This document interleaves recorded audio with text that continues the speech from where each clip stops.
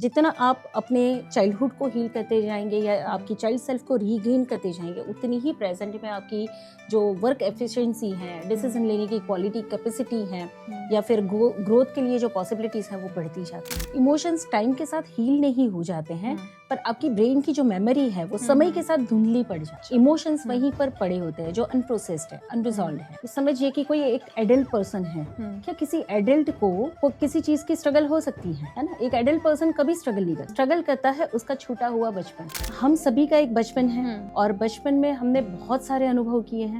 कई सारे डिससेटिस्फेक्शन भी होंगे, कई सारे हर्ट भी हुए होंगे, कई चीज़ों से हम परेशान रहे होंगे, है ना? बहुत कुछ चाहा होगा और कई बार नहीं मिला होगा। सेफ्टी एंड सिक्योरिटी कई बार हमारी कॉम्प्रोमाइज हुई होगी। तो वो जो इमोशंस हैं हम प्रोसेस नहीं कर पाए हैं और वो हमारी मेमोरीज में कहीं ना कहीं पे पड़े हुए हैं और वहीं से आज हम प्रेजेंट लाइफ में ग्रो तो कर गए, है ना? हमारा शरीर बड़ा हो गया, हमारी उम्र बढ़ गई, बट कई बार अंदर का जो बचा हुआ बच्चा है, जो कहीं स्ट्रगल किया हुआ है, जो कहीं सफर कर रहा है, वही रिएक्ट करता है।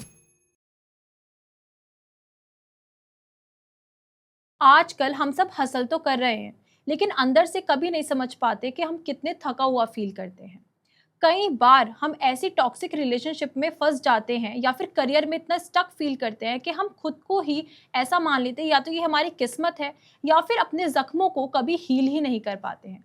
आज हमारे साथ हैं पायल शाह जी, जो कि हमें बताएंगी कि हमारा पास्ट कैसे हमारे फ्यूचर को कंट्रोल कर रहा है। तो पायल जी, कैसा लग रहा है आपको रॉ माइक के इस मजेदार एपिसोड में आके? हेलो। अच्छा लग रहा है मुझे और आज मैं बहुत सारे डीप डिस्कशंस करना चाहूँगी क्योंकि पास्ट लाइफ को और पास्ट पैटर्न्स को लेकर कई सारे मिसकंसेप्शन हैं हमारी कम्युनिटी में, सोसाइटी में। सो होप कि हम इस कन्वर्सेशन के माध्यम से कुछ क्लैरिटी ला पाएँ। सबसे पहले मैं आपसे यही क्वेश्चन पूछूंगी, इनर चाइल्ड क्या होता है? हम सभी का एक बचपन है और बचपन में हमने बहुत सारे अनुभव किए हैं। कई सारे डिससेटिस्फेक्शन भी होंगे, कई सारे हर्ट भी हुए होंगे, कई चीज़ों से हम परेशान रहे होंगे, है ना? बहुत कुछ चाहा होगा और कई बार नहीं मिला होगा। सेफ्टी एंड सिक्योरिटी कई बार हमारी कॉम्प्रोमाइज हुई होगी। तो वो जो इमोशंस हैं हम प्रोसेस नहीं कर पाए हैं और वो हमारी मेमोरीज में कहीं ना कहीं पे पड़े हुए हैं और वहीं से आज हम प्रेजेंट लाइफ में ग्रो तो कर गए, है ना? हमारा शरीर बड़ा हो गया, हमारी उम्र बढ़ गई, बट कई बार अंदर का जो बचा हुआ बच्चा है, जो कहीं स्ट्रगल किया हुआ है, जो कहीं सफ़र कर रहा है, वही रिएक्ट करता है। सो इनर चाइल्ड वुंड्स जो है वो कैसे दिखाई देते हैं? एक एडल्ट पर्सन और चाइल्ड रिएक्शन। आप चाहते हुए भी कुछ इमोशंस को कंट्रोल नहीं कर पाते, कुछ एंगर को कंट्रोल नहीं कर पाते। एंगर शो करने के बाद रिग्रेट करते हैं कि मैंने ऐसा व्यवहार क्यों किया या मैं इस तरीके से बिहेव मैंने क्यों किया, पछताते हैं। तो करने के बाद पता चलता है इट कैसे शोज नहीं योर करना इनर चाहिए चाइल्ड था। Wounds. So actually inner child is what? हमारे बड़े शरीर में एक छोटा सा बच्चा कहीं छुप कर या दबकर बैठा हुआ है। अच्छा, जैसे कि आम इंसान होता है, डे टू डे लाइफ में वो सारे काम करता है अपना, लेकिन उसको कैसे पता चलेगा कि उसके इनर चाइल्ड अभी हील नहीं हुआ है? सिंपली आप समझिए कि कोई एक एडल्ट पर्सन है, क्या किसी एडल्ट को किसी चीज की स्ट्रगल हो सकती है ना? एक एडल्ट पर्सन कभी स्ट्रगल नहीं करता, स्ट्रगल करता है उसका छूटा हुआ बचपन, जो कहीं सफर कर रहा है, कहीं लिमिटेड रह गया, है ना? कहीं डर कर बैठा हुआ है। सो कैसे पता चलेगा कि आपको इनर चाइल्ड हीलिंग की जरूरत है या इनर चाइल्ड वुंड है? तो कि आपकी लाइफ की जो स्ट्रगल है, जहाँ पे दूसरे किसी एडल्ट को देखेंगे बड़े आराम से वो चीज कर लेता होगा और कहीं आप स्टक फील करेंगे। So that shows your inner child wounds. लोग बोलते हैं वक्त के साथ सब चीजें ठीक हो जाती है, टाइम्स हील्स एवरीथिंग। तो क्या सच में इमोशंस हील हो जाते हैं टाइम के साथ? इमोशंस टाइम के साथ हील नहीं हो जाते हैं, पर आपकी ब्रेन की जो मेमोरी है वो समय के साथ धुंधली पड़ जाती है। अच्छा। इमोशंस वहीं पर पड़े होते हैं जो अनप्रोसेस्ड है, अनरिजॉल्व्ड है। मान लीजिए बचपन में कोई इमोशन आपने एक्सपीरियंस किया, वो आप बड़े होते होते दोबारा कर रहे हैं। कुछ पैटर्न्स आप रिपीटेडली एक्सपीरियंस कर रहे हैं, कुछ प्रकार के रिश्ते आप रिपीटेडली एक्सपीरियंस कर रहे हैं। अगर समय के साथ हील हो जाता होगा तो वो हील हो जाने चाहिए थे, but you are continuously repeating something. कोई इमोशन, कोई पैटर्न, कोई व्यक्ति बार बार आप एक्सपीरियंस करते हो। पुराना एक्सपीरियंस ही नया एक्सपीरियंस भी वैसा ही लगने लगता है। सिचुएशन बदल जाती हैं, लोग बदल जाते हैं, अनुभव वही रहता है। सो समय के साथ कुछ भी हील नहीं होता, सिर्फ यादें धुंधली पड़ जाती हैं। जी। कई बार जैसे चाइल्डहुड ट्रॉमा है वो आज की लाइफ में भी हमारे मतलब चीज़ों को ख़राब करता चला जाता है। तो ये चाइल्डहुड ट्रॉमा कैसे इफेक्ट करता है आज की लाइफ को? प्रेजेंट में आप डिसीजन नहीं ले पाते हैं, रिश्तों को मैनेज नहीं कर पाते हैं, प्रॉपर कम्युनिकेशन नहीं कर पाते हैं, लाइफ में करियर सेट नहीं कर पाते हैं, फाइनेंशियल ग्रोथ नहीं कर पाते हैं, कई बार आप अपने आप को ही समझ नहीं पाते हैं। तो ये सारे सिम्टम्स हैं कि आपका चाइल्डहुड आपकी प्रेजेंट को अफेक्ट कर रहा है सिंपली। सो अगर आप खुद को समझना शुरू करते हैं और चाइल्डहुड ट्रॉमास को हील करना शुरू करते हैं या ट्रांसफॉर्म करना शुरू करते हैं, तो आपका प्रेजेंट में पोटेंशियल भी तो बढ़ जाता है, पॉसिबिलिटी भी तो बढ़ जाती है। सो पर्सन के पास क्लैरिटी नहीं होती है कि मैं क्या डील कर रहा हूँ और क्यों डील कर रहा हूँ। कई बार लोगों को ये नहीं पता है कि मेरी जो समस्या है, जिसका समाधान मैं पूरी दुनिया में ढूंढ रहा हूँ, समाधान मेरे भीतर पड़ा हुआ है, पर भीतर जाना कैसे है ना, उसका सोर्स क्या है। कितनी सारी ऐसी मेमोरी और ऐसे अनुभव होते होंगे कि जिसका सोर्स कहीं ना कहीं बचपन से जुड़ा हुआ है। हाँ, बहुत बार होता है। Yes. So that's why childhood trauma healing करना बहुत इम्पॉर्टेंट है। जितना आप अपने चाइल्डहुड को हील करते जाएंगे या आपकी चाइल्ड सेल्फ को रीगेन करते जाएंगे, उतनी ही प्रेजेंट में आपकी जो वर्क एफिशिएंसी है, डिसीजन लेने की क्वालिटी, कैपेसिटी है, या फिर ग्रोथ के लिए जो पॉसिबिलिटीज़ हैं वो बढ़ती जाती हैं। अच्छा, कई बार ऐसा होता है बचपन में ना, बच्चों को कई बार पेरेंट्स से वैलिडेशन नहीं मिल पाता है, ठीक है, वो इतना कनेक्टेड फील नहीं कर पाते अपने पेरेंट्स से, वो ट्रॉमा बन जाता है एक तरीके से। तो वो मतलब आज की लाइफ में या फिर जब बच्चा ग्रो कर जाता है, वो क्या उनके दिल में एक इफेक्ट छोड़ जाता है या फिर जख्म छोड़ जाता है? इसको हम एक नर्वस सिस्टम रिस्पॉन्स भी कह सकते हैं कि जब बचपन में आपकी सेफ्टी एंड सिक्योरिटी कॉम्प्रोमाइज़ हुई है, अगर मान लीजिए किसी बच्चे को इनफ नर्चरिंग और केयर नहीं मिली, या फादर से वो प्रोटेक्शन नहीं मिला, या मदर का वो जो नर्चरिंग टच है अगर वो नहीं मिला, तो एडल्टहुड में बच्चे को हमेशा किसी भी रिश्ते में सेम सेफ्टी एंड सिक्योरिटी चाहिए। सो एडल्ट पार्टनरशिप एक रोमांटिक पार्टनरशिप होती है। एडल्ट पर्सन बिजनेस करता है तो ग्रो करने के लिए बिजनेस करता है, प्लेजर को एक्सपीरियंस करने के लिए, लग्जरी को एंजॉय करने के लिए करता है। पर व्यक्ति की जो साइकोलॉजी है वो हमेशा या तो ग्रोथ करेगी अपने आप को सिक्योर फील करने के लिए, या तो फिर रिलेशनशिप में जाएगा वो सेफ्टी एंड सिक्योरिटी को पाने के लिए। सो रिश्तों में बैलेंस नहीं बन पाता। यानी एक बच्चा हमेशा किसी फीमेल पार्टनर में माँ को ढूंढेगा, एक बच्ची हमेशा किसी मेल पार्टनर में फादर को ढूंढेगी। कोई बिजनेस करने जाएगा, बिजनेस करने में वो अपने आप को प्रूव करने की कोशिश करेगा कि इतना पैसा कमाऊंगा तभी सिक्योर फील करूंगा। फिर उनको टैग दे देता है मैन चाइल्ड, बहुत चल रहा है, मैंने इतनी बार रील्स में सुना है कि बोलती है तो मैन चाइल्ड है, मतलब वही मतलब बड़े लोग हैं। नर्वस सिस्टम रिस्पॉन्स है कि नर्वस सिस्टम हमेशा सेफ्टी एंड सिक्योरिटी सीख करती है जो बचपन में उसे नहीं मिली। अगर आपको अपने इनर चाइल्ड से दोस्ती करने या फिर हील करना है तो सबसे पहला स्टेप क्या होना चाहिए? इनर चाइल्ड को हील करने का पहला स्टेप है प्रेजेंट लाइफ में अवेयरनेस। अभी एट प्रेजेंट आप क्या डील कर रहे हो, एट प्रेजेंट आपकी प्रॉब्लम क्या है। दुनिया में ऐसी कोई समस्या नहीं है जिसका समाधान नहीं है, ऐसा कोई इमोशन नहीं है जिसको आप सॉल्व या रिजॉल्व नहीं कर सकते हो। पर हम जनरली लाइफ अवॉइडेंस में जीते हैं, है ना। हम बिल्कुल अभी कुछ फील हो रहा है, हम अपने इमोशंस को एक्सपीरियंस नहीं कर रहे हैं, हम उसे इग्नोर करते हैं, हम अपने आप को रिजेक्ट कर लेते हैं, या फिर ज़्यादा से ज़्यादा हम ब्लेमिंग में लाइफ जी रहे हैं। हम कहते हैं मेरे दुख का कारण ना कोई पर्सन है, कोई और है। तो इनर चाइल्ड कभी भी कनेक्ट नहीं हो पाएगा जब तक हम इग्नोरेंस, अवॉइडेंस और ब्लेमिंग में लाइफ जिएंगे। The first moment is take responsibility for your emotions. आप जो महसूस कर रहे हो उसकी रिस्पॉन्सिबिलिटी लो, फिर उन इमोशंस को अच्छे से प्रोसेस होने दो। पहले एक्सपीरियंस करो कि एग्जैक्टली क्या फील कर रहे हो, और जैसा आप फील कर रहे हो आप क्वेश्चन कर सकते हो कि ये मैंने पहले कब अनुभव किया है, बचपन में पहली बार कब अनुभव किया है। जब आप देखेंगे तो 5 साल का, 4 साल का, 7 साल का कोई बच्चा ऑलरेडी स्ट्रगल कर रहा है, उसने ये इमोशंस एक्सपीरियंस किए हैं और वो अभी एडल्टहुड तक चल रहे हैं। सो इनर चाइल्ड की पैटर्न 30 इयर्स, 40 इयर्स, 60 इयर्स तक सर्वाइव करती हैं। अच्छा। सो इनर चाइल्ड को रीगेन करने का तरीका क्या है? प्रेजेंट इमोशंस और चाइल्डहुड सोर्स, ये कनेक्टिविटी अगर आप बना सकते हो तो इनर चाइल्ड को रीगेन कर सकते हो। अच्छा। यस। कई बार ऐसा होता है चाइल्डहुड ट्रॉमा इतना ज़्यादा स्ट्रॉन्ग होता है किसी इंसान का कि पैनिक अटैक्स वगैरह भी आ जाते हैं, तो उस चीज़ से कैसे मेमोरी को हटा सकते हैं? जो भी मेमोरी को हटा नहीं सकते हो, कोई भी मेमोरी आप हटा नहीं सकते हो, मेमोरी को प्रोसेस कर सकते हो, क्योंकि आपकी कोई भी मेमोरी ब्रेन में सर्वाइव नहीं कर रही है। ठीक है, कोई भी मेमोरीज आपकी ब्रेन में सर्वाइव नहीं कर रही है, आपकी मेमोरीज फुल बॉडी में है। तो आपने चाइल्डहुड में जो भी एक्सपीरियंस किया है वो आपके शरीर के किसी न किसी हिस्से में वो स्टोर्ड है। अगर फुल बॉडी वाटर एलिमेंट है, 75% आपकी बॉडी में वाटर एलिमेंट है, और वाटर एलिमेंट में मेमोरी प्रोसेस पास करने की और उसको एब्जॉर्ब करने की कैपेसिटी ज़्यादा है।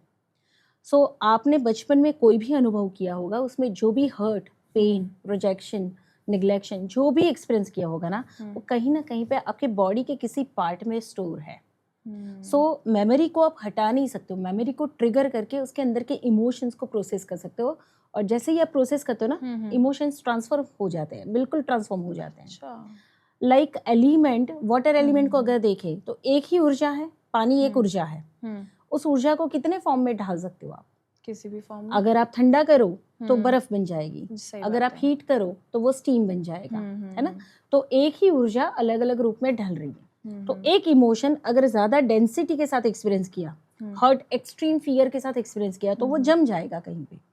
अब वो जमा हुआ हर्ट या फियर लाइफ टाइम तक आपके साथ चल सकता है, एक लाइफ से दूसरी लाइफ तक भी जा सकता है। ठीक है, तो समझ लीजिए कि आपको डर लगा, आपके हार्ट ने उसको एक्सपीरियंस किया, या नर्वस सिस्टम ने एक्सपीरियंस किया, या पैरों ने एक्सपीरियंस किया, तो जो डर लगा आपको वो आपके बॉडी के उस हिस्से में स्टोर हो गया, अब जम के बैठा है। जब तक आप उसे देखोगे नहीं और उसे प्रोसेस नहीं होने दोगे, वो रूप नहीं बदलेगा। और जैसे आपका फोकस उसके ऊपर जाता है, जैसे एक्सट्रीम फियर आया बचपन में, 5 साल 6 साल की उम्र पे आपने अंधेरे से डर फील किया बहुत ज्यादा, मान लीजिए, तो उस डर को जितनी इंटेंसिटी के साथ स्टोर किया, वो डर आपके बॉडी के उस हिस्से में स्टोर है। अब आप 30 साल के हो गए, 30 साल की उम्र पे भी जैसे ही लाइट जाएगी या अंधेरे कमरे में अकेले जाना है तो आपको डर लगेगा। तो आपका शरीर का वही हिस्सा डरता है, यानी आपकी बॉडी में ट्रिगर होता है। तो आप अगर ध्यान से ऑब्जर्व करें तो पैर कांपेंगे, या नेवल में टिंगलिंग होनी शुरू हो जाएगी, या धड़कनें तेज हो जाती हैं, धड़कनें तेज हो जाती हैं। तो वो सिम्टम्स है कि वहाँ ट्रॉमा बैठा हुआ है।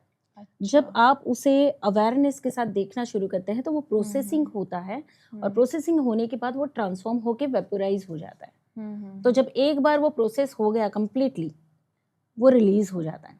तो यहाँ पे ना हीलिंग के लिए एक सिंपल सेंटेंस है, अच्छा, जो भी आपने फील नहीं किया, what you have not had not felt, आपने जो भी फील नहीं किया वो आपका फेट बन जाता है।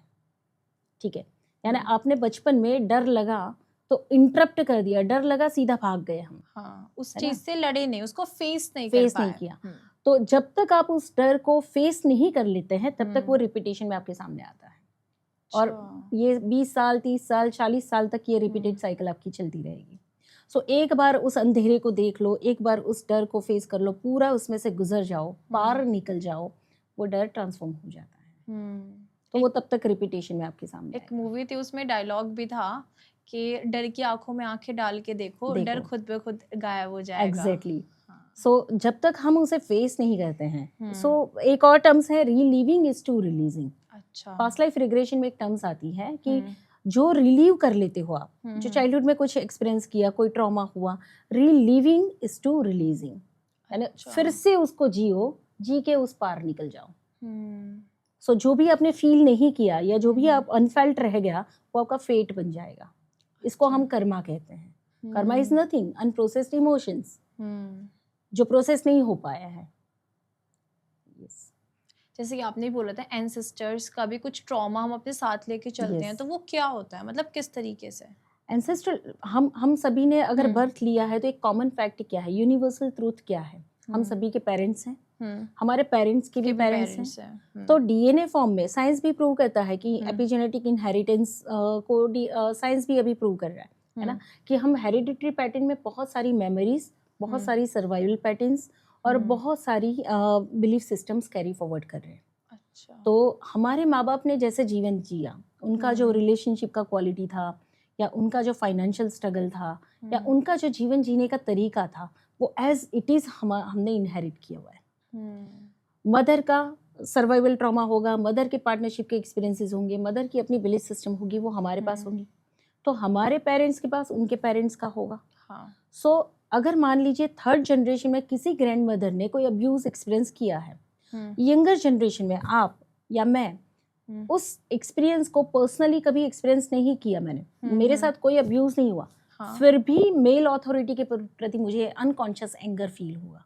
अच्छा, this is third generational trauma जो यंगर जनरेशन कैरी करती है। ऐसे मल्टीपल ट्रॉमास हैं।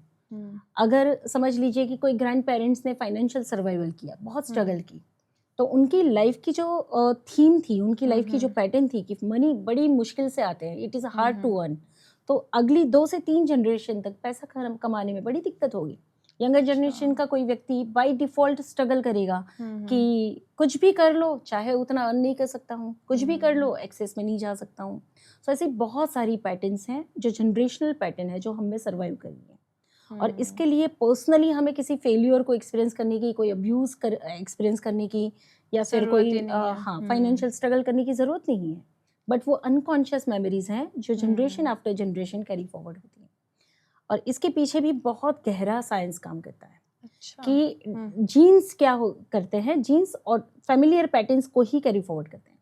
जैसे अगर सिंपल एग्जांपल के साथ बात करूँ तो एक मूर्ति कार अगर मूर्ति बना रहा होगा तो पहले एक बीबा बनाएगा, ढांचा बनाएगा, है ना, और उस ढांचे में से एक स्कल्पचर निकालेगा। हाँ जी। अब उसमें से एक निकल सकता है तो 100 भी निकल सकते हैं। हाँ, निकल सकता है। तो आप कहाँ से आए?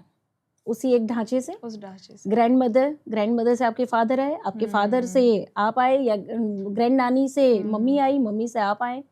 तो हम उसी ढांचे से आते जा रहे हैं। मतलब बेस तो सेम ही है, है ना। जब तक उस बेस को आप देख नहीं लेते हैं और उस डीएनए सेल की क्वालिटी को आप ट्रांसफॉर्म नहीं करते हैं, तब तक सिमिलर पैटर्न्स को आप जिएंगे। ओके। या सो चाहे इनर चाइल्ड हो, चाहे पास्ट लाइफ हो, चाहे डीएनए पैटर्न्स हो, awareness is most important thing. अगर अवेयरनेस के बिना जीवन जियोगे तो आप किसके बिहाफ में लाइफ जी रहे हो ये आपको पता नहीं चलेगा। बचपन का कौन सा ट्रॉमा आप एडल्ट होने के बाद भी सर्वाइव कर रहे हो और स्ट्रगल कर रहे हो ये आपको पता नहीं चलेगा। आपको लगेगा ये परेशानी मेरी ही है, बट हकीकत में वो बच्चा स्ट्रगल कर रहा है। एक बड़े इंसान को अंधेरे से डर नहीं लगना चाहिए। नहीं। एक बड़े इंसान को जॉब के डिसीजन लेने में डर नहीं लगना चाहिए। एक बड़े इंसान को किसी रिश्ते में कम्युनिकेट करने से डर नहीं लगना चाहिए। पर अंदर वो 5 साल का बच्चा बैठा हुआ है जो बचपन में अपनी बात नहीं रख पाया, या अपना डिसीजन नहीं ले पाया, या अपने लिए कोई स्टैंड नहीं ले पाया। तो एडल्ट बॉडी के अंदर वो चाइल्ड स्ट्रगल कर रहा है। अच्छा। यस।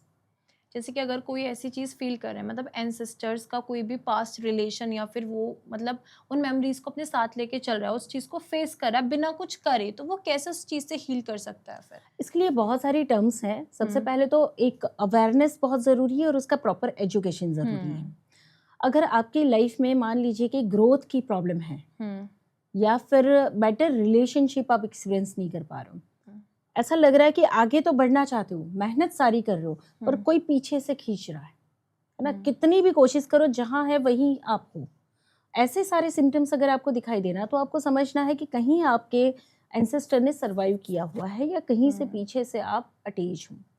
तो बहुत सारी टर्म्स हैं यहाँ पे। अनहेल्दी बॉन्ड विद पेरेंट्स, यानी हेल्दी सेपरेशन नहीं होना। बच्चे बड़े भी हो जाते हैं ना, तभी इमोशनली पेरेंट्स से अटैच होते हैं।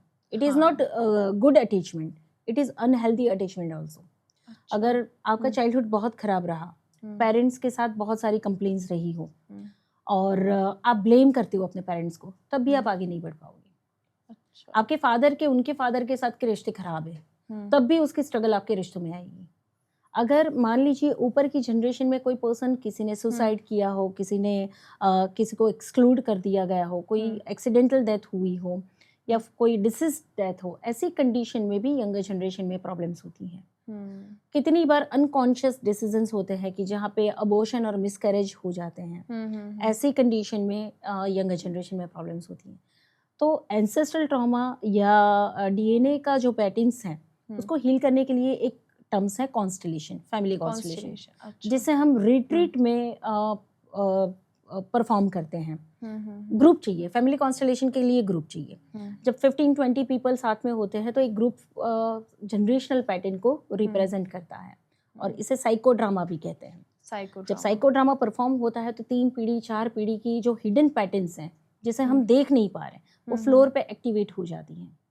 सो मेजर से मेजर प्रॉब्लम्स आपकी एंसेस्टर्स की, पितरों की, हम सॉल्व कर सकते हैं। पितृदोष पे बोलते हैं। पितृदोष जनरली पितृदोष के लिए कोई आपको रेमेडी देता है ना, ये कर लो इससे ठीक हो जाएगा, ये कर लो इससे ठीक हो जाए। पर अनरिजॉल्व कर्मा पैटर्न्स हो तो, कुछ लेसन लर्निंग हो तो, कुछ कंप्लीशन करना हो तो रेमेडी से वो ठीक नहीं हो पाती, वो फिर प्रैक्टिकल साइकोड्रामा से ठीक हो पाती है। अच्छा। यस। अगर हम पास्ट की बात करें, जैसे कि पास्ट, तो आपको क्या लगता है पास्ट मैटर करता है या फिर नहीं मैटर करता? There is no past, no future. Past is illusion, future is illusion. Actual reality is your present. सिर्फ आपका वर्तमान ही सत्य है, पास्ट एंड फ्यूचर दोनों इल्यूजन है। फ्यूचर तो है ही नहीं, समझ लीजिए, बहुत अच्छे से समझना है, क्योंकि फ्यूचर डिपेंड करता है आपकी प्रेजेंट पे। अगर आपकी प्रेजेंट में आप जो डिसीजन लेंगे, वेदर आप इस दिशा में जाना चाहेंगे और इस दिशा में जाना चाहेंगे, अगर आप चूज करते हैं मैं यहाँ पे खड़ी हूँ 2 राह पे और एक रास्ता मुझे इस तरफ ले जा रहा है, एक रास्ता मुझे इस तरफ ले जा रहा है, अब मैं चूज करती हूँ मुझे इस रास्ते जाना है, तो मेरा यहाँ का फ्यूचर एक्टिवेट हो जाएगा। पर इस मोमेंट पे मैं डिसाइड करती हूँ मुझे इस रास्ते जाना है, तो यहाँ का फ्यूचर एक्टिवेट हो जाएगा। So future is not there, future depend नहीं करता है, आप प्रेजेंट में क्या डिसीजन लेते हो ये आपका फ्यूचर डिसाइड करता है। अब रही बात प्रेजेंट की, प्रेजेंट में आप इस रास्ते जाएंगे या इस रास्ते जाएंगे, उसका डिसीजन कैसे आता है? तो कि because of your past experiences you will choose your direction. So जब आप प्रेजेंट में अगर पास्ट से स्ट्रगल कर रहे हैं, प्रेजेंट कंडीशन में अभी अनरिजॉल्व है आपका पास्ट, तो आपका डिसीजन उसी स्ट्रगल के साथ फ्यूचर क्रिएट करेगा। और अगर प्रेजेंट में आप क्लियर हैं, पास्ट स्ट्रगल से आप फ्री हो चुके हैं, तो आप क्लैरिटी के साथ डिसाइड करेंगे कि मैं इस रास्ते चलूँ या उस रास्ते चलूँ। So here you are free to create your future because you have cleared your past. आपने अपना भूतकाल साफ कर लिया है। बहुत लोग ये टर्म यूज करते हैं बैगेज, मतलब लोग अपना बैगेज लेके चलते हैं साथ में, तो क्या कितना इंपॉर्टेंट अपने बैगेज को मतलब उसी टाइम हील कर लेना या फिर उसको छोड़ देना? अभी आपको मैराथन दौड़ना है ना, और 20 किलोमीटर का टारगेट दिया हुआ है, ठीक है, और आप बिल्कुल पानी का बोतल भी हाथ में लेके नहीं चलना चाहते, तो आपको मैराथन दौड़ने में कितना मजा आएगा?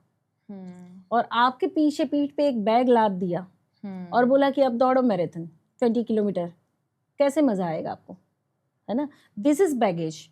अगर आपने पास्ट मेमोरी, बैगेज क्या है? कोई विजिबल बर्डन नहीं है कि आपने 20 किलो का बैग उठाया है। Baggage is what? Your own unresolved emotional memories. किसी ने आपको बचपन में कुछ हर्ट किया और आपने दिल पे ले लिया है। कुछ ऐसे रिश्ते देखे जिससे आपका कोई लेना देना नहीं था, माँ बाप लड़ रहे हैं, बच्चे का क्या लेना देना है, माँ बाप लड़ रहे हैं, पर बच्चे ने क्या देखा? माई पेरेंट्स आर फाइटिंग, वो अच्छे रिलेशनशिप में नहीं है, तो रिश्तों का बैगेज ले लिया कि माँ को प्लीज करना ये मेरी जिम्मेदारी है, दैट इज बैगेज, है ना? किसी ने कोई हर्ट कर लिया तो it means I am not good enough, ये बैगेज है। तो ऐसे जितने भी बैगेज हैं जो self shame, self guilt, self hurt के रूप में आप उठा के चल रहे हो, so it is what? Conditioning, है ना? बैगेज इज योर कंडीशनिंग, कि आपने अपने कंधे पे अननेसेसरी वेट डाल दिया है। किसी को खुश करने की जिम्मेदारी आपकी है, किसी को बुरा ना लग जाए उसकी जिम्मेदारी आपकी है, और किसी का कोई नुकसान ना हो जाए उसकी जिम्मेदारी आपकी है। वो सारा बैगेज आप अपने कंधे पे लेके चल रहे हो और उसके साथ फिर आप जिंदगी को लीड करने की कोशिश कर रहे हो, दैट इज बैगेज। नहीं पाएगी, सब उतार दोगी। अच्छे दिखने का बैगेज, हाँ, अच्छे दिखने का बैगेज, फेस इमेज का बैगेज, सो बहुत सारे बैगेज लेके हम चलते हैं जो नेसेसरी नहीं है। सो ना इस बैगेज को लेकर एक बड़ा प्यारा सा गाना था, उसमें बोल बहुत अच्छे थे, जीना यहाँ मरना यहाँ, है ना? उसमें पूरा बैगेज का वो है कि अगर मैं यहाँ से चल जाऊं, है ना, तो क्या रहेगा? कुछ नहीं रहेगा, कुछ भी नहीं। कोई मुझे खाली कैसे हाथ देखेगा? जाते हैं, खाली हाथ जाना है, कोई मुझे कैसे देखेगा इसमें? तो हम पूरी जिंदगी उस बैगेज को लेके चलते हैं। इमेज का बैगेज है, दूसरों को खुश रखने का, कुछ कमाने का, कुछ करने का। तो एक ना कहानी है कुत्ते की, अच्छा, कि कुत्ता चल रहा है और उसे ऐसा महसूस हो रहा है कि पूरे आसमान को उसने अपने सर पे उठा के रखा हुआ है। अच्छा, और आसपास के सारे कुत्ते को वो ऐसे देखता है कि सारा आसमान का बोझ, जैसे ही ऊपर देखेगा उसको लगेगा आसमान तो मेरी पीठ पे लदा हुआ है। अच्छा, तो वो कुत्ता कितने सालों तक ऐसे ही जी रहा है कि पूरे आसमान को अपनी पीठ पे लद कर चल रहा है और सभी को देख रहा है। तुमको समझ में नहीं आता क्या मैंने कितना वजन उठा के रखा हुआ है, मैंने कितनी जिम्मेदारी उठा के लग रखी है। और एक दिन क्या हुआ, कुछ समय के बाद वो बादल बिल्कुल छट गए। कई समय तक वो बादल बने हुए थे और बादल बिल्कुल बरस के छट गए और पूरा खुला आसमान दिखा। और ऊपर देख रहा है तो अब कोई बादल है नहीं। तो उस दिन कुत्ते का भ्रम टूटा कि ये तो कुछ था ही नहीं, मैं उठा के रख रहा था, सब बरस गया, बिखर गया, तो खुला आसमान दिख रहा है, कहीं एक बादल नहीं था। सो ये कुत्ते जैसी कहानी है हमारी कि पूरी जिंदगी हम किसी एक बैगेज को उठा के चलते हैं, सबको देखते हैं कि सामने वाला मुझे बोझ तले देख रहा है और उस बोझ का एक ईगो हमें महसूस होता है कि देखो मैंने उठा के रखा हुआ है। मैं इतनी जिम्मेदारियां संभाल के चल रहा हूँ, मैं इतनों को पाल पोस के चल रहा हूँ, मैं इतने सपने लेकर चल रहा हूँ। सो आधी से ज्यादा दुनिया इस बर्डन में जी रही है, जबकि बर्डन जैसी कोई चीज नहीं है। कई बार ऐसा भी होता है आजकल रिलेशनशिप में भी, मतलब अपने पार्टनर का बैगेज दूसरा पार्टनर उठाता है। मतलब मैंने बहुत सुनी है ये लाइन, क्या तुम्हारा बैगेज मैं क्यों उठाऊं? It is not baggage actually. Partnership में क्या होता है, जब आप किसी के साथ इंटीमेट कनेक्शंस में आते हो तो सेक्सुअल कनेक्शंस बनते हैं। सेक्सुअल कनेक्शन में क्या होता है, हम एनर्जी शेयर कर लेते हैं। अभी हम जिस एनर्जी फील्ड में जितने ज्यादा रहते हैं वहाँ एनर्जी एक्सचेंज बाय डिफॉल्ट हो जाती है। अब पार्टनरशिप में क्या होता है कि जब आप सेक्सुअल कनेक्टिविटी में आते हो तो बाय डिफॉल्ट एनर्जी एक्सचेंज होती है, प्लस कर्मा पैटर्न भी एक्सचेंज हो जाती है। सो बोलने में आता है कि मैं तुम्हारा बैगेज उठा रही हूँ, पर जनरली हम अनकॉन्शियसली कर्मा एक्सचेंज कर लेते हैं। अच्छा, yes. And karma is what, karma के लिए भी इतने सारे मिसकंसेप्शन है। Karma is not a punishment, karma is your unprocessed memory, unresolved memories. So आपके हिस्से कोई इमोशंस आए हैं, उसको पूरा एक्सपीरियंस किए बिना आपने उसको पेंडिंग छोड़ दिया। तो जनरली आप देखेंगे जंगल में इतनी सारे पेड़ क्यों फैल जाते हैं, जंगल कैसे बन जाता है, एक पेड़ से बाकी पेड़ कितने, और नीचे छोटे मोटे घास पौधे सब उग जाते हैं, क्योंकि प्रकृति तत्व में ऊर्जा सतत आती रहती है। आई हुई ऊर्जा कोई ना कोई क्रिएशन करती है, या तो एक सुंदर सा पेड़ बना देगी या फिर कांटे वाला एक पौधा बना देगी। और जब एक पौधा, कांटे वाला पौधा उग गया, उसका ग्रोथ हो गया, अब इससे ज्यादा ग्रोथ नहीं होने वाला, तो वो साइड से दूसरा पौधा निकालेंगे। दिस इज नेचर, है ना। उसी तरीके से एनर्जी आपके पास आती है कुछ क्रिएट करने के लिए, कुछ एक्सपीरियंस करने के लिए, कुछ एक्सप्रेस करने के लिए। पर या तो आप एक्सपीरियंस नहीं करते, या तो आप प्रॉपर एक्सप्रेस नहीं करते, या आप कुछ क्रिएट नहीं करते। तीन ही प्रोसेस हो रही है। बचपन में कोई अनुभव आया तो उसको एक्सपीरियंस करना था, डर लगा, उस डर को पूरा जीना था। बच्चे होने के नाते हमें समझ नहीं थी तो डर गए, अनप्रोसेस्ड रहा, एक्सपीरियंस पूरा नहीं हुआ, है ना। एक्सप्रेस करना था, मुझे गुस्सा आ रहा था, तो मुझे मेरे भाई से लड़ना था, मैं नहीं लड़ी, एक्सप्रेस नहीं हुआ। उसके अलावा सारे ऑपोजिट सर्कमस्टेंसेस के बावजूद भी मुझे कुछ क्रिएट करना था, मैंने क्रिएट नहीं किया, है ना। ये तीनों चीजें जब पेंडिंग रह जाती है तो जैसे जंगल में कांटे वाले झाड़ उग जाते हैं, छोटे मोटे पेड़ पौधे उग जाते हैं, वैसे हमारी जिंदगी में अननेसेसरी स्ट्रगल बन जाते हैं। अच्छा। फिर टॉक्सिक लोग आएंगे, टॉक्सिक सिचुएशन आएगी, टॉक्सिक चीजें होंगी, और वही क्लटर लाइफ को हैरेस कर देता है, हम थक जाते हैं। तो पार्टनरशिप के अंदर भी जो कर्मा पैटर्न है और बैगेज है, वो क्या है, आपका अनप्रोसेस्ड इमोशंस है। या तो आपको एक्सपीरियंस करना था, या एक्सप्रेस करना था, या क्रिएट करना था, तीन में से कुछ नहीं किया, पेंडिंग है। अब क्या होगा, जब आप एक्सचेंज करते हैं, इंटीमेट होते हैं, तो एनर्जी ट्रांसफर हो जाती है, वहां से यहाँ आ गई, यहाँ से वहां चली गई। पानी कहाँ जाएगा, जहाँ खाली जगह है। अभी इस कुर्सी में मैं बैठी हूँ तो स्पेस एलिमेंट को मैंने ऑक्यूपाइड किया, मैं उठ जाऊंगी तो जगह खाली होगी, कोई और आके बैठ सकता है, पर मैं यहाँ बैठी हूँ, यहाँ कोई नहीं बैठ सकता अभी। सो एनर्जी जहाँ खाली जगह है वहां चली जाएगी। अब एक व्यक्ति हल्का है और दूसरा अपने टॉक्सिक पैटर्न से भरा हुआ है, मान लो, तो यहाँ से यहाँ एक्सचेंज होता रहता है, इसको कहते हैं हम बैगेज उठाना। तो जैसे कि लाइन है कर्मा इज बैक, अभी आपने समझाया कि कर्मा जो होता है अनप्रोसेस्ड इमोशन होते हैं हमारे, तो फिर ये क्यों बोलते हैं कि karma is back? Karma is back means repeated patterns, loop. अच्छा, yes, karma is nothing, just action. Karma simply एक एक्शन है, ठीक है। अभी मैं बोल रही हूँ, दैट इज ऑल्सो कर्मा। हाथ उठ रहा है, that is also action, it is also कर्म। कर्म इज कर्म, कर्म जो भी आप पांच इंद्रियों से काम करते हैं, 5 सेंसेस से जो भी हम कर रहे हैं, दैट इज कर्म। ओके, सो कर्म गुड भी नहीं है, बैड भी नहीं है, कर्म इज कर्म। पर जब कर्म एक्शन लेते समय अब मेरा हाथ उठ रहा है एक्सप्लेन करने के लिए, और यही मेरा हाथ उठे किसी को चाटा मारने के लिए। सो जो कॉज होता है कर्म के साथ, एक्शन के साथ जो रिजल्ट होता है, उसके कॉन्सिक्वेंसेस जो होते हैं, वो गुड और बैड हो सकते हैं। हाथ उठ रहा है एक्सप्लेन करने के लिए, जिससे आपको अंडरस्टैंडिंग मिलती है, so that is good Karma for you, कि मैंने कुछ एक्शन करके आपको समझा दिया और आपको वो गाइडेंस मिली। पर यही हाथ चांटा मारने के लिए उठा और आपको पेन हुआ, तो वो आपके लिए वो बैड कर्म हो गया, है ना। मैंने यहाँ से जो एक्शन लिया उसका कॉन्सिक्वेंसेस आया, अब बदले में मुझे क्या मिलेगा। एक्सप्लेन करने के लिए हाथ उठा तो आप थैंक यू बोलोगे, चांटा मारने के लिए हाथ उठाया तो बदले में या तो आप नाराज हो जाएंगे, या तो आप गुस्सा हो जाएंगे, या फिर रिटर्न में सेम मुझे देंगे। That is bad Karma. Okay. Show cause and effect, जैसी करनी वैसी बननी. Yes, cause and effect is Karma. ठीक है, कर्मा इज नथिंग. अब हम कहते हैं Karma is bad, Karma repeatedly आया, कुछ अनप्रोसेस्ड रखा, वापस आया. जो आपका कंप्लीट नहीं हुआ है साइकिल, वो आपको रिपीटेशन में वापस आएगा प्रेजेंट में. That's all. जैसे कि सबकी लाइफ में कार्मिक पैटर्न्स होते हैं. हम सभी की कार्मिक पैटर्न्स इज व्हाट, मतलब कर्म के पैटर्न, जैसा आपने बताया कि जैसा मतलब कर रहे हैं, वो जो पैटर्न्स है वो बार बार आ रहे हैं लूप में, ऑलमोस्ट, है ना. तो सभी की लाइफ, सभी की लाइफ में है ना. कार्मिक, हम कहते हैं कार्मिक पर्सन, कार्मिक पैटर्न्स. कोई भी व्यक्ति अगर आपको सूट नहीं कर रहा है, कार्मिक डेप्थ भी बोलते हैं. कोई भी व्यक्ति आपको सूट नहीं कर रहा है, आपके अकॉर्डिंग नहीं है, तो हम कहेंगे ये कार्मिक है मेरा, ये कार्मिक पार्टनर है मेरा. कार्मिक पार्टनर, कर्मा पैटर्न्स आपके सामने आती है आपको इवॉल्व करने के लिए. जैसे ही आप उन पैटर्न्स को डिकोड करते हो और उसको हील करते हो ना, तो आप ट्रिमेंडस ग्रोथ की ओर जा सकते हो. सो कोई व्यक्ति आके आपको ट्रिगर कर रहा है, जैसे आप कार्मिक पर्सन कह रहे हो, पर कहीं ना कहीं पे वो आपका मिरर है ना, आपके लिए कैटलिस्ट है. तो वो आपके अंदर छुपी हुई ऐसी अनरिजॉल्व्ड मेमोरीज, इमोशंस को दिखाता है कि जिसको अगर आप प्रोसेस कर लो तो आप बहुत बड़ी ग्रोथ में जा सकते हो, इवॉल्व हो सकते हो.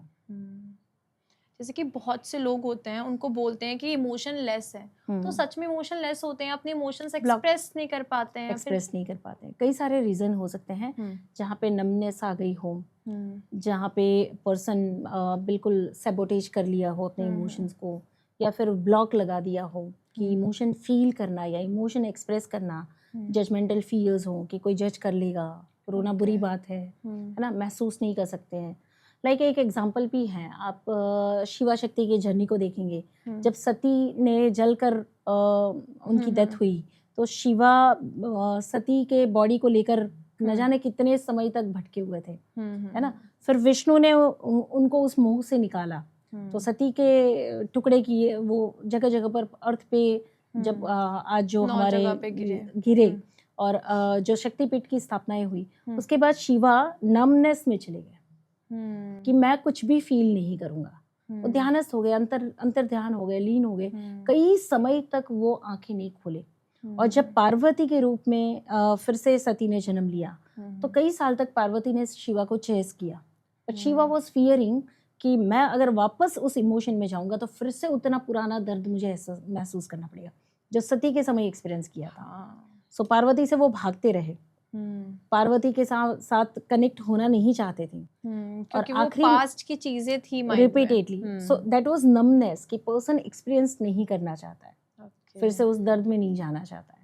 आजकल लोग इतने ज़्यादा अपने करियर को लेके कंफ्यूज रहते हैं कि उनको पता ही नहीं चलता है उनको करियर में क्या चूज़ करना है, मतलब क्लियरिटी बिल्कुल भी नहीं है. तो वो कैसे अपनी लाइफ में क्लियरिटी पा सकते हैं? सो पर्सन प्रेजेंट लाइफ में सबसे पहले तो इन्फ्लुएंस्ड होता है. कई बार हम दूसरों को देखकर चॉइसेस बना रहे हैं. कई बार हमारा पास्ट, जैसे हमने पहले भी डिस्कशन किया कि बचपन में चाइल्डहुड के वुंड्स हैं जहाँ से क्लैरिटी मिस है. कई बार एंसेस्ट्रल पैटर्न की वजह से करियर क्लैरिटी नहीं आती है. कुछ चीज़ें मैं यहाँ पे बहुत क्लियर शो करना चाहूँगी कि अगर आपका फादर वुंड है ना, आपको राइट डायरेक्शन कभी नहीं मिलेगी. अगर आपका मदर वुंड है, एंसेस्ट्रल पैटर्न में मदर वुंड है आपका, तो आपको सक्सेस कभी नहीं मिलेगी. आप सही रास्ते पे चल रहे हो, सही काम कर रहे हो, उसके बावजूद आप एक बड़ी सक्सेस नहीं अचीव कर सकते. सो कई सारे रीजन है कि आपकी प्रेजेंट लाइफ में आपको करियर क्लैरिटी नहीं होती है कि मुझे क्या करना है, या फिर मैं जो कर रहा हूँ उसमें सक्सेस कैसे पानी है.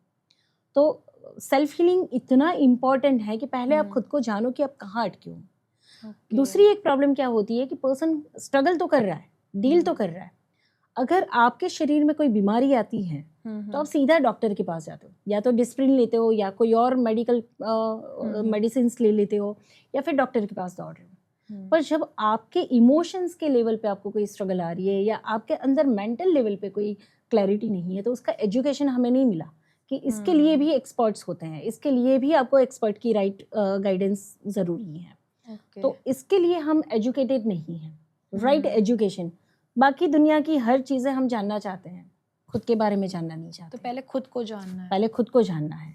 क्लैरिटी मुझे कब आएगी? जब मैं अपने इमोशंस को समझूं कि मुझे क्या अच्छा लग रहा है, मुझे किस दिशा में जाना है, मैं क्या काम करूं तो मुझे बेहतर फील होता है.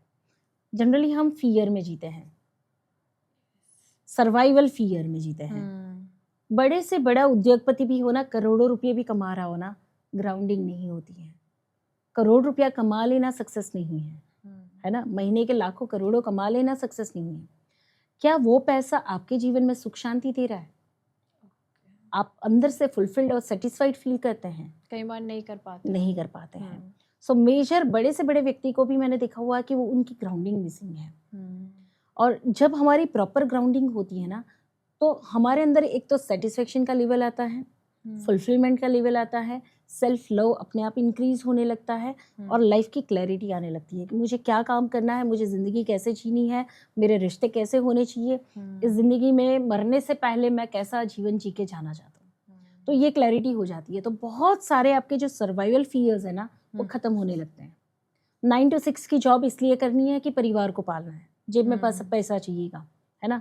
लाइफ को हम बिल्कुल इन्फ्लुएंस्ड वे में जी रहे हैं, दूसरों के पास क्या है और हमारे पास क्या नहीं है, वहाँ से हमारी लाइफ शुरू हो रही है, वहाँ से हमारी स्ट्रगल भी शुरू होती है। कंपटीशन, कंपैरिजन दोनों साथ कंपटीशन।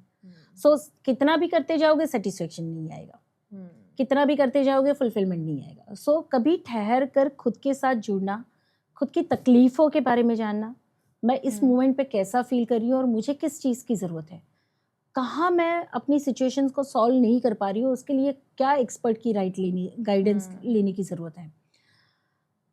मेडिकल टर्म्स में तो बड़े आराम से दौड़ जाते हैं हम, पर इमोशनल टर्म्स और साइकोलॉजिकल टर्म्स में हम हेल्प नहीं ले पाते। अच्छा चलो हेल्प लेना भी चाहते हैं तो अभी इतने सारे मीडियाज़ और इतने सारी जो चीज़ें हैं, क्या सच है क्या झूठ है ये नहीं पता है जी, सही गाइडेंस कहाँ से मिलेगी ये नहीं पता है ना। सो जब तक पर्सन खुद से डिस्कनेक्टेड रहेगा, राइट चॉइस और राइट डिसीजन नहीं बना पाएगा। और ये सेल्फ डिस्कनेक्शन आता है आपके अंदर की डिज़ायर से, आपके अंदर की लैक मेंटालिटी से, या आपके अंदर के चाइल्डहुड सोर्स कट हो जाने से, चाइल्डहुड मेमोरीज की जो पेंडिंग है, आपका इनर चाइल्ड जो आपसे डिस्कनेक्ट हो रखा, उसकी वजह से ये डिस्कनेक्शन आता है। सो कहीं से तो शुरू करना पड़ेगा कि जहाँ पे हम खुद से जुड़ जाए, वहाँ से क्लैरिटी आनी शुरू होती है। कई बार ऐसा होता है कि लोग अपने आप को मान लेते हैं कि मैं सक्सेस के काबिल ही नहीं हूँ, क्योंकि सेल्फ डाउट आ जाता है बहुत ज़्यादा। तो उसको कैसे सही कर सकते हैं? हाँ, मैंने पहले भी कहा था कि ऐसी कोई भी प्रॉब्लम नहीं है जिसका सॉल्यूशन नहीं है ना। और प्रॉब्लम प्रेजेंट में ही है, चाहे आप पास्ट मेमोरी को भी रिकॉल कर रहे हो, चाहे आप चाइल्डहुड ट्रॉमा को भी हील कर रहे हो, या चाहे आप एंसेस्ट्रल पैटर्न को भी हील कर रहे हो, कर आप प्रेजेंट में ही रहे हो। सो आपके सबकॉन्शियस के अंदर पड़ा जो डेटा है, जैसे ही आप उसको प्रोसेस करना शुरू करते हो, सीधा आप वहाँ से आगे निकलना शुरू करते हो ग्रोथ की ओर। ये आंखें ना सिर्फ बाहर का देखती हैं, जब ये आंखें अंदर का देखना शुरू कर दें तो ट्रांसफॉर्मेशन पॉसिबल है। सो रुक कर पहले खुद को देखना ज़रूरी है। इसके लिए सबसे इम्पॉर्टेंट क्या है? जर्नलिंग, लिखने की आदत, और सेल्फ क्वेश्चनिंग के साथ लिखना है कि मैं अभी ऐसा महसूस कर रही हूँ या कर रहा हूँ, क्यों महसूस कर रहा हूँ, इसका क्या सोर्स हो सकता है, इस मोमेंट में मुझे क्या समझने की ज़रूरत है। और जैसे ही आप आधा पेज भी लिखेंगे ना, ऑटोमेटिकली आपकी राइटिंग में ही आपको आंसर मिलने शुरू हो जाते हैं। और बहुत सारी ऐसी प्रोसेस हैं, बहुत सारी ऐसी टीचिंग्स हैं जो आपको हर समस्या से निकाल सकती है ना। सबकॉन्शियस को एक्सपांड कैसे करना, क्लैरिटी कैसे लानी, डिसीजन मेकिंग पावरफुल कैसे करना। कई बार लोग कहते हैं हम इतने घंटों का मेडिटेशन करते हैं, पर फिर ना विचार आने शुरू हो जाते हैं, माइंड स्टेडी नहीं रहता है, मेडिटेशन में आपका ध्यान नहीं लगता है। मैं कहती हूँ मत करो मेडिटेशन।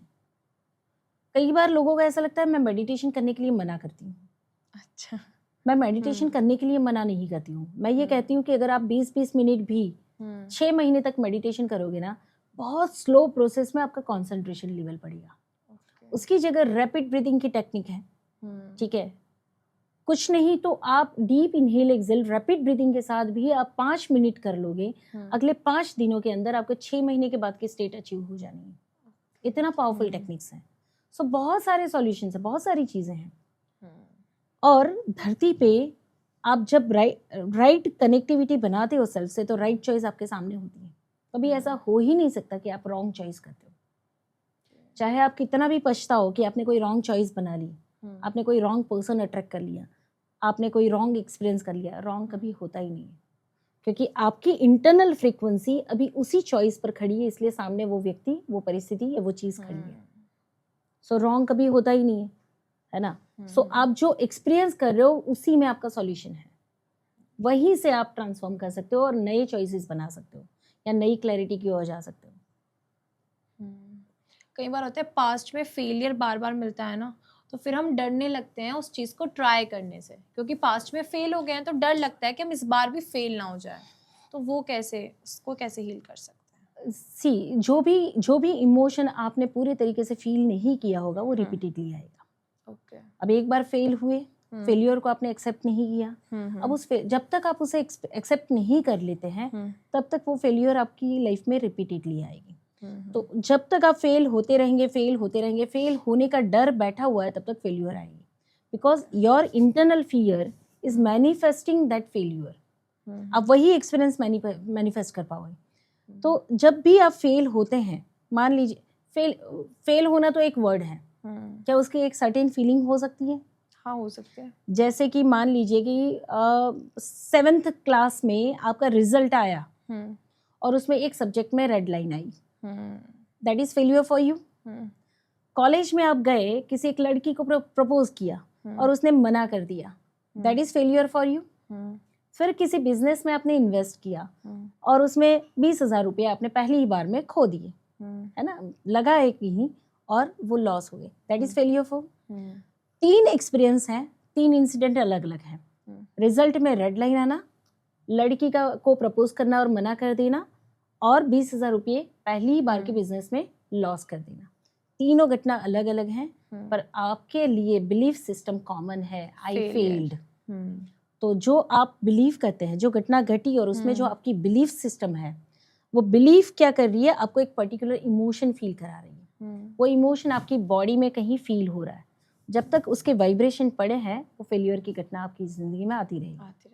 या तो आप उस बिलीफ को पकड़ पाते हैं अगर, कि फेल होने के पीछे आपका बिलीफ क्या है। इट मीन्स कि मैं फेल, है ना, इट मीन्स कि उसने मुझे रिजेक्ट किया, इट मीन्स कि मैं अच्छा नहीं दिखा। कोई एक बिलीफ सर्वाइव करिए जो आपकी लाइफ में बार बार फेलियर के एक्सपीरियंसेस को ला रही है। तो उस बिलीफ को पकड़ते हैं। आपने माला अगर पहनी हो गले में तो 100 मोती हो तो एक धागा होता है ना, एक धागे को खींचेंगे तो मोती तो बिखर जाएंगे, है ना। तो आपकी जिंदगी की जितनी इवेंट है ना, वो सारी एक सारे मोती है, उसके बीच में धागा एक बिलीफ है आपकी। एक बिलीफ को खींचो, सारे मोती बिखर जाते हैं। सो जब आप इसको पकड़ लेते हैं ना कि ये बिलीफ की वजह से फेल्यूर एक्सपीरियंस आ रही है। 20,000 रुपये चले गए तो एक्चुअल घटना क्या हुई, मैंने कुछ नया ट्राई किया, 20,000 रुपये लगाए थे, 20,000 चले गए, दोबारा कर लेंगे। इट मीन्स कि मैं fail, that is belief which is surviving with in you. और इसकी वजह से फिर 50,000 लगाओगे, फिर वो भी चले जाएंगे, फिर किसी और को प्रपोज करोगे, फिर वो रिजेक्ट करके चली जाएगी, फेल्यूर की सीक्वेंस बनी रहेगी। तो आज हमने काफ़ी सारी बात करी पास्ट से रिलेटेड, अपने फ्यूचर से रिलेटेड, कैसे हम अपने आप को हील कर सकते हैं, कैसे अपने कर्म को हम देख सकते हैं, अपने पैटर्न को पहचान सकते हैं। तो मुझे तो बहुत ज़्यादा मज़ा आया। बाकी ऑडियंस से देखते हैं ऑडियंस को कैसा लगा। बाकी आप ऑडियंस से क्या कहना चाहोगे? सिंपली यही कि आपके पास, हर व्यक्ति के पास अपना प्रेजेंट है। प्रेजेंट में आप जो स्ट्रगल करते हैं यही एविडेंस है ना, यही आपका रिपोर्ट कार्ड है कि कुछ पेंडिंग है, कुछ अधूरा पड़ा है। आप प्रेजेंट से कितना भी ग्रो करने की या अच्छे रिलेशन अनुभव करने की या ज़िंदगी को बेहतर बनाने की कोशिश करते हो, लेकिन जब तक आपका अनरिजॉल्व पास्ट है या अनरिजॉल्व मेमोरीज हैं, तब तक आप मेहनत करते जाओगे लेकिन उतनी सक्सेस नहीं पाओगे।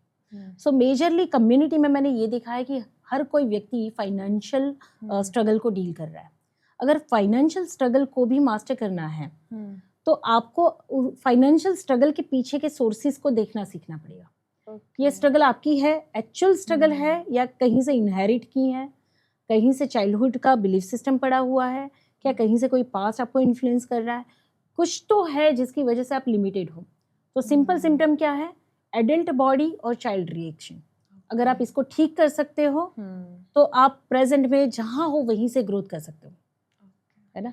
सो मेरा एक ही गाइडेंस है कि work on your self, self love increase करो, अपनी पैटर्न्स को देखो और लाइफ में ग्रोथ करो।